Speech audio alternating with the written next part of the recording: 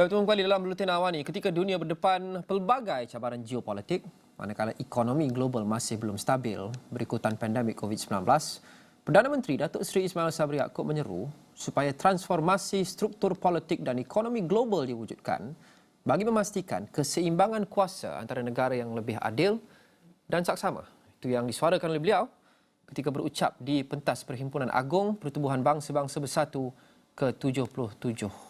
Dan wartawan kami Naila Huda ada di New York untuk mengikuti UNGA atau UNGA. Kita terus saja bersama dengan Naila untuk perincian lanjut.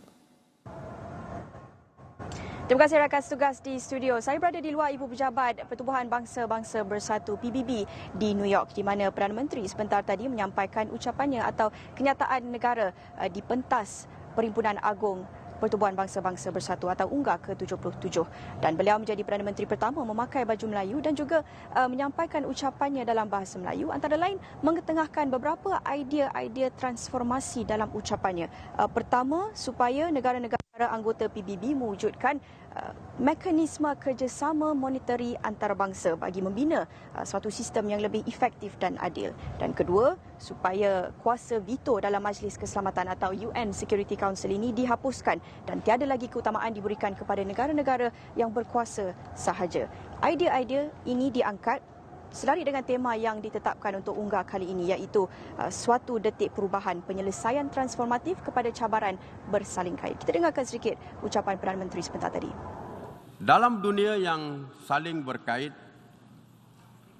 dasar dan keputusan sesetengah negara mampu memberi kesan kepada negara lain. Misalnya, dalam mendepani cengkaman inflasi yang melanda dunia, dasar monetari dan penetapan kadar faedah oleh sesebuah negara turut memberikan impak kepada negara-negara lain.